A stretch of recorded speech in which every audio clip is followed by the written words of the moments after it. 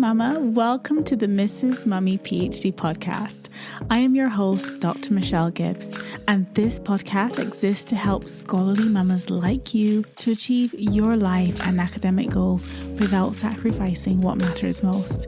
Here, we're changing the overwhelm, juggle-struggle narrative around what it means to be a mama on an academic journey to one of empowerment, fulfillment, and purposeful success.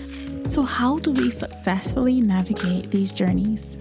Well, first, we need the space to embrace this unique blend. Let's begin by saying yes to creating a life that feels as good on the inside as it looks on the outside, because that's when we truly become purposefully whole. So get ready for the most non-traditional, unconventional, and revolutionary approach to PhD motherhood, because one thing I have learned over my many years of experience on this journey is that if you want something different, you have to do something different. But you must be brave enough to think differently first. So, Mama, are you in? Fabulous! Let's begin. These are our journeys of becoming. Hey mamas, welcome back to the podcast. Thank you as always for tuning in. I know some of you listen to this podcast every week, and for some reason, I don't know, but in January, the podcast has had a massive surge in listeners. So whether that's a reflection of the fact that there's so many scholarly mamas who are ready to take action this year, this 2025, they're tired of doing the same old thing and they want to try something different. Maybe they've stumbled across this podcast and realize that that's what we're all about here. We're all about helping you to achieve your life and academic goals, become doctor, fill in the blank, and doing so without sacrificing what matters most, right? Because we're all mamas and we have whole lives outside of academia. And so really what I want to talk about in this episode is going from overwhelmed to award-winning, my PhD thesis journey. And I want to share some personal vulnerabilities about my own PhD challenges. I want to talk about the emotional landscape of PhD motherhood and the journey that, and the roller coaster, I should say, of a journey that takes you on. And then the pivotal moment where, it took me to a place of surrender, really, and how I was able to set a vision and the importance of really visualizing academic success for yourself. And I want to invite you at the end to an alternative pathway. I want to invite you to do something completely different this year in 2025 so that you can achieve your PhD goal of submitting your thesis, or at least writing a good chunk of that. And so I talked about this a couple episodes back where I was 7 years into my PhD journey and I just had our third son.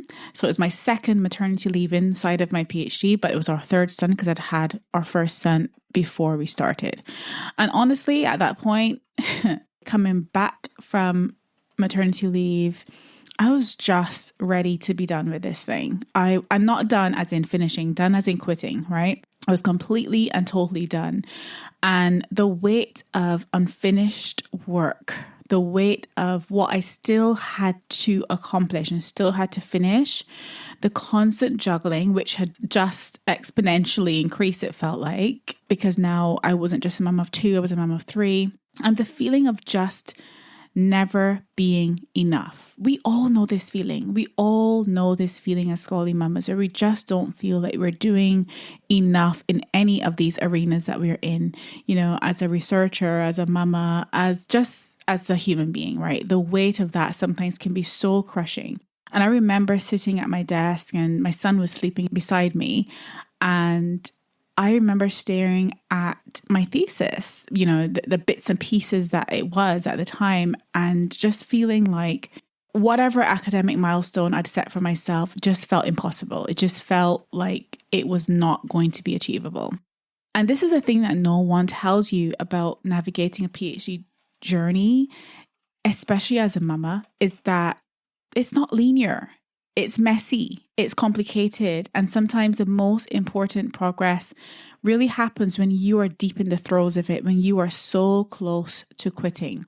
And by the way, quitting, I'm not saying there's anything wrong with that. Please don't think that's what I'm saying, because there are things that I have quit and I have walked away from, and I've had to do that for my own safety, my own self, to recognize what wasn't serving me anymore and what I needed to kind of shed from my life to ease the burden of it.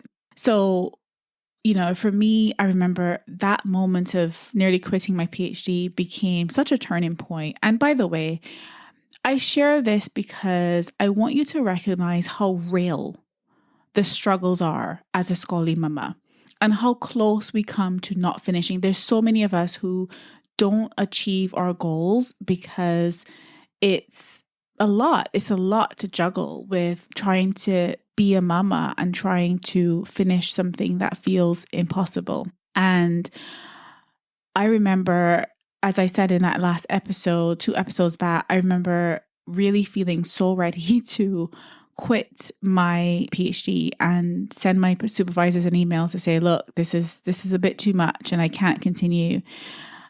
But as I said, it really helps sometimes to give yourself the space to really think through your options. What is it that you want to achieve here? Why did you begin this journey in the first place? And can you get creative with coming up with solutions about how you can actually see it through? Is it really impossible, or do you just need time to think of a strategy to make it work? Sometimes you'll take that space and the result of that decision will be, actually, I don't want to continue with this. Actually, this is not for me, or this is not for me right now.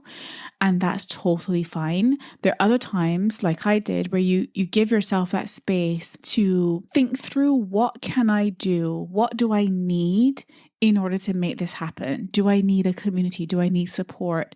Do I need a new strategy, a new approach to this? Do I need to kind of, get rid of things and really streamline my life so that I can make space for my dreams and make space for my goals? I don't know what that solution is for you. Obviously, everybody's situation is different, but I do know this.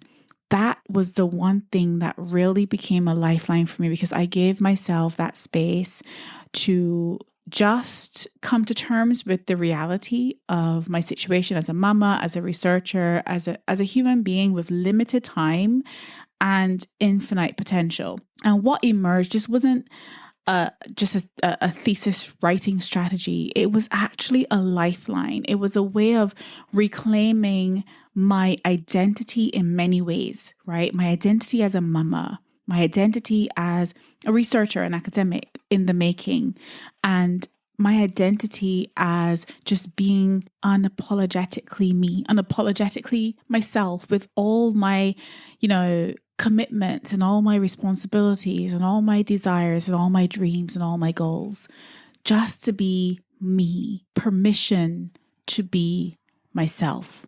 I had to give myself permission to be present, being engaged in the things that really brought me joy. And so fast forward to today, and that same strategy helped me to win an outstanding thesis prize, not because I'm special, not because it's some groundbreaking research or anything like that, and certainly not because I had unlimited time, because I did not have unlimited time.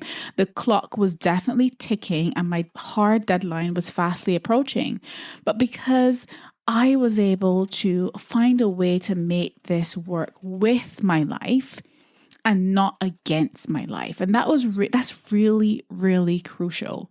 That this strategy, which I called Operation PhD Thesis, as you know, allowed me to work with and not against what mattered to me. And so if you are feeling overwhelmed, if you are wondering whether you can complete your PhD, how you can finish this thesis and juggle all the things while pursuing careers or motherhood or marriage and all the things that you may be juggling on this journey, I want you to know something. And this is really important. You can do this. You can make this work. That is possible if it is desirable for you, right? And I want to show you how inside my brand new program called Operation PhD Thesis, that has its own, meaning and significance to me. You can listen to 2 episodes back to hear why I've called it Operation PhD Thesis. But really, I want you to discover how other scholarly mamas are preparing to rewrite their academic narratives. And you can be one of those scholarly mamas. We only have space for 10 mamas in this first cohort, which begins on the 3rd of April. And so if you are interested, if this sounds like exactly what you need to have that accountability, to have the strategy, to be prepared to implement those, to get your thesis from where it is right now to where you want it to be. So this is all about writing within 8 weeks. We want to support you to write your first or next 10,000 words of your thesis, and to do so in a purposeful way. There will be opportunities to learn new strategies, to co-work with others in the cohort, and to really implement the systems that you need to help you get from point A to point B. So if you are feeling overwhelmed, uncertain, wondering if you can complete this thesis while being a present mama, I want you to join our waitlist. I want you to at least do that, get the ball rolling as to how you will begin this journey of, getting closer to your goal and really getting your PhD thesis on its way, while also creating habits, longer term habits, sustainable habits that will allow you to see that through to completion and allow you to finish well so that you can become Dr. So-and-so without sacrificing what matters most to you. That's what Operation PhD Thesis is all about. And I cannot wait to support you on this journey. We start on the 3rd of April. And if you join the waitlist, you'll get a bit more information about it. There is an early bird discount. So if you book by the 15th of February, you'll get a discount. And you'll also get a bonus one-on-one source session if you book by the 15th of February. So mama, let's get our skates on and let's begin this journey of transforming your scholarly mama journey from one of overwhelm to one of purposeful success. Let's do that together. I'll see you on the waitlist. Thanks for listening, and I cannot wait to see you in the next episode. As always, I'm sending you lots of love and lots of gratitude. Take care, mama. Bye for now. Thank you for tuning in to the Mrs. Mummy PhD podcast. I hope you've enjoyed the episode, and if you did and you want in on this movement, please head over to mrsmummyphd.com or scholarlymamas.com.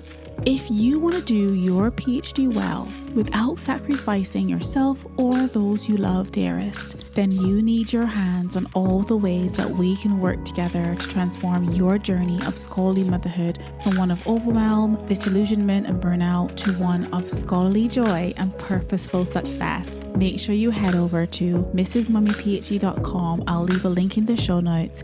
I cannot wait to work with you. Remember, mama, these are our journeys of becoming.